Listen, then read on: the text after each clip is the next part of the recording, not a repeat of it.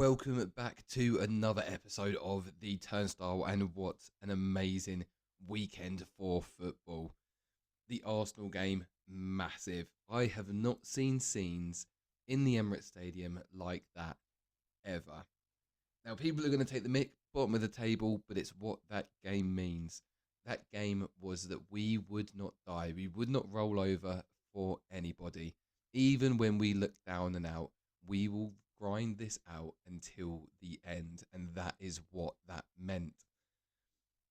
Start of the game, big concern. Obviously, I sat down in my seat. I turned around to see if the guy behind me could see. Midway through asking the question, we're 1-0 down. I think it was the second fastest goal in Premier League history, 9.11 seconds. So not exactly how you want to be starting a game. I think we came straight back into it. We did look strong. Obviously, Bournemouth did the expected, held a very deep line, low block, tried to keep us out at any given time, doubling up on people like Bukayo Saka, and doing it effectively. Once we got into half time, I did start to think this could be a slight problem now. Obviously, we had a big second half coming up. We knew what we had to deliver, but there was just a small element of fear that was starting to creep in. I think when we saw Leandro Trossard go off injured after 22 minutes, it was a big concern as well. Smith Rowe coming in didn't look fully fit, but he's not had a lot of game time. He has been playing catch up, so I don't think we'll see the best of Emil Smith Rowe until next season. But I think it was a really brave decision later on in the game, bringing him back off. He wasn't expected to play 90 minutes. He wasn't expected to play the 70 minutes that he would have been on the pitch for. So he managed the minutes that Emil Smith Rowe got. He kept him protected, and it all worked out. He came on. He got an assist as well for the Thomas Partey goal, which was great to see. So he's in amongst the names there. So all in all, I can't complain with the setup of the team. I think once the novelty of the win wears off, I think there will need to be conversations that are had, and they have to deep dive into the performance, because to concede 2 goals in the way that we did against Bournemouth, who are bottom of the league, I've said it on here before, there's no easy games in this Premier League season, with maybe the exception of Forest and Bournemouth, but Bournemouth really almost made us pay for thinking that.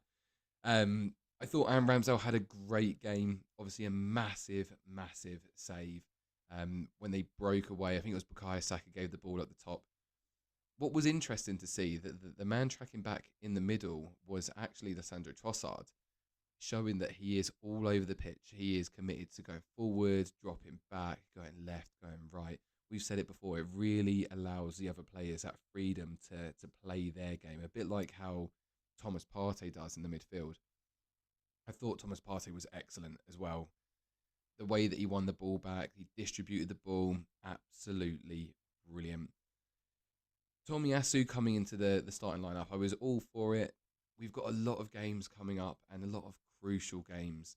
We've got the Europa League starting again on Thursday. I'll be going over to Portugal for the game. And I thought it was the right time to bring Tomiyasu in, give Ben White a slight rest, but he seemed really off his game. He did put a couple of decent balls into the box, but he just looked a bit shaky. He was misplacing a lot of passes, a couple of rash challenges. I just think there was something wrong with Tommy. I think bringing Ben White on, who had a phenomenal second half. I was saying to my dad before the game, we were saying, is he ever going to score a goal for Arsenal? And it just felt like one of those players, a bit like Zinchenko when he was at Manchester City, that wouldn't ever score a goal for the club. So when he eventually got himself on the score sheet with a great finish, it was lovely to see. I think he needs a lot of credit for that finish. It was a really difficult ball that came across, and he's hit it really well. When you look at some of the shooting that he's had in the past, I can think of shots against Chelsea, for example, where they're just dragged so far wide. I think he had a really good game.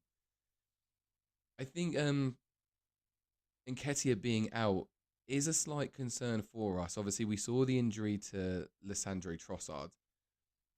Now, I've been reading reports today that it might not be as serious as we first thought. It might just be that he's back at the weekend, or he might miss this weekend and it's the week after. But I think it's really important to keep him in the squad. With Eddie Nketiah out, having Trossard there, and then Eddie as your backup, that's great. That can carry us through the next few weeks until Gabriel Jesus is back. I think if both of them are injured, I think it'll be interesting to see what sort of dynamic he goes for up top. I think for me personally, I would try Smith Rowe on the left-hand side and Martinelli down the middle. But again, you don't know how many minutes that Smith Rowe can actually carry off in a game. I think what would be the obvious now would be to put Reece Nelson on, either play him on the left, swap him and Saka on the right and the left, Martinelli down the middle. I can't give that guy enough praise. He's had a really difficult couple of years, and obviously he's got the contract situation looming over his head. He's been so unlucky that he'd almost broken into the team. Obviously, he came on against Forest, got those 2 important goals, and then straight away again has been injured for such a long time.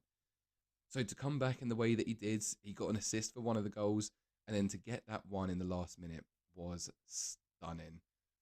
Again, people laugh at us. It's the bottom of the table, but they do not come much sweeter than a goal like that. I have never seen the Emirates erupt in that sort of fashion before. We were in the ground for at least an extra half an hour, 40 minutes after that final whistle had gone.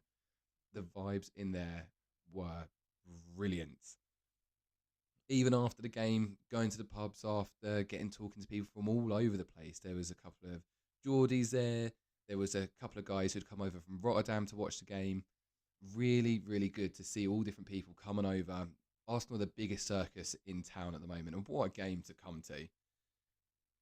Looking at some of the other results from the weekend as well, it looks like Manchester City, they did beat Newcastle 2-0. It probably flattered them. Newcastle looked like a really good team.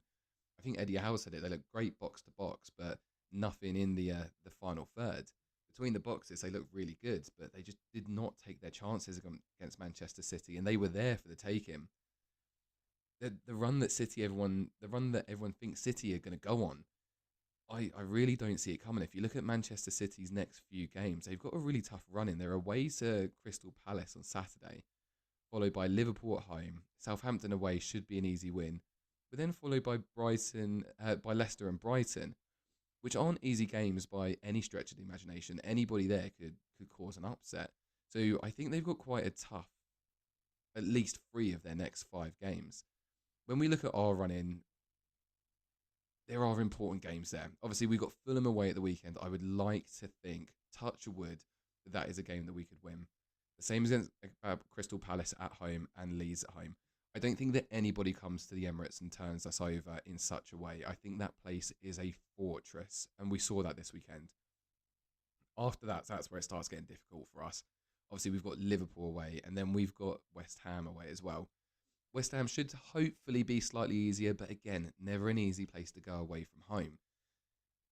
I think if we can win the next 3 games, there's a chance that City could drop some points, and the idea is just build that buffer. Get as many points between us and Manchester City as we can before that crucial game. Because we still have to play Chelsea at home. We have to go away to Newcastle as well. These are important games that we need. So it is vital, although they don't feel like life or death situations, and we can still win the league even if we don't win these games. These are the games where you build those buffers, where you go into Manchester City with the mindset of, even if we lose, we're still going to be ahead of these guys, which takes that added pressure off the game and gives you that chance at a result. Looking elsewhere in the league, we saw yesterday an absolute demolishing of Manchester United.